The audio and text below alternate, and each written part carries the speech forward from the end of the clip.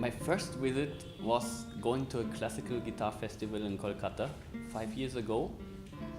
So this was more like a closed experience because there was very international crowd. Of course, there were lots of Indians also, and but it still was very protected space.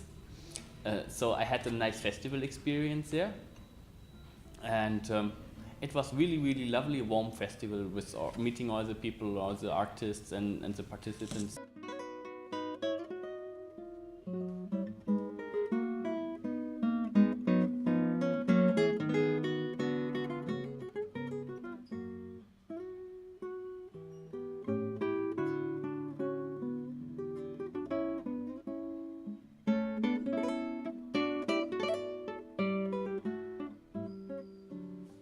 After that, I stayed for another 4 weeks, seeing different parts of India. Not so much guitar related, but I just was visiting places like Varanasi, Delhi, Agra, and also Ahmedabad, where I was invited to join and listen to a festival of classical Indian music, the Saptak Music Festival. And I always have listened to Indian music before, and this was a great experience to have 1 week only of great Indian classical music listening. And then after that, I played a little performance in an ashram there, which hosted me for that time. And this was my first real concert experience in there.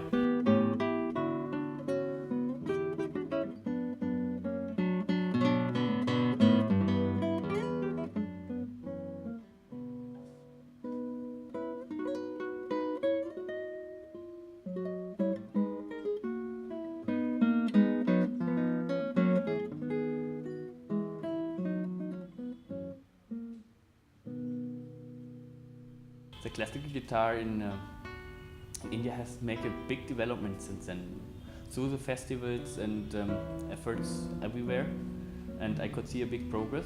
And it's a pleasure for me to make many good friends, and I want to just to share my experience here and help them find their way on the music and help them come even further, because there's of course also still a lack of experience of classical cultural background from Europe, which we grew up with. When I listened to classical music also all my childhood, and I'm very much used to the way of living there, to the houses, to the music, to the theater, and everything is forming a background for a musical performance of classical guitar music or classical music at all, is the historical background. And I grew up with this, and so I want to share this to the people who don't know this but are still interested in this kind of music.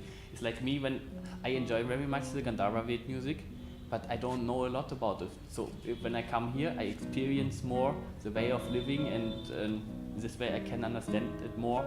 Not necessarily intellectual understanding, but an understanding from experience and emotional side.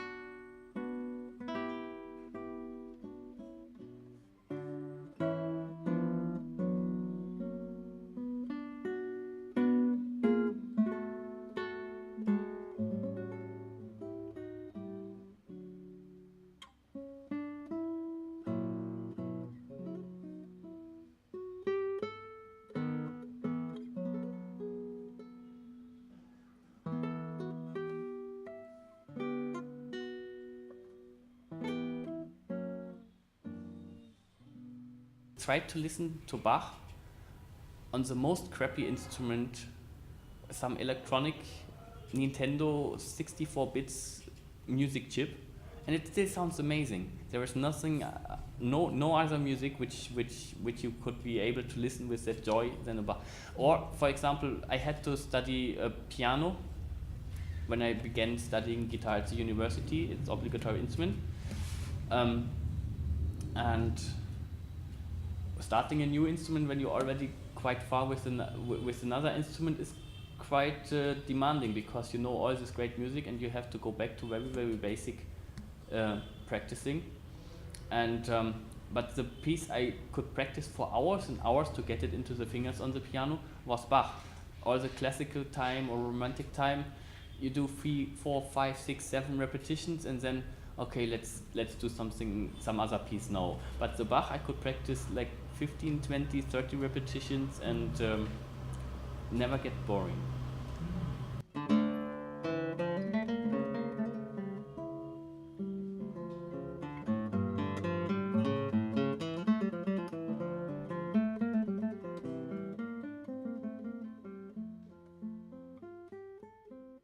Music is such a universal language. We don't need to have any more words around it actually. I prefer not to talk too much in concerts, but just let the music speak and let the heart speak. For me, the music is a way to connect from heart to heart, from the performer to the audience, and it's going back. It's like a ball going back and forth between performer and audience. And the energy which is flowing there is just part of the performance.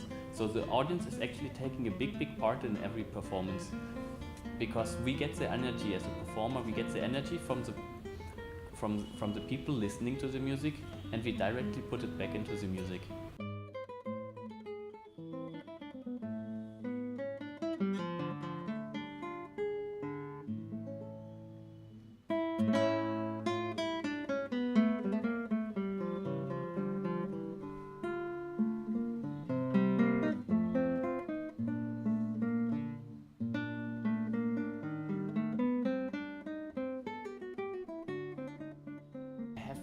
A lot. There was no much time to experience Bangalore yet. But I have a conclusion which I draw is rain equals bad traffic.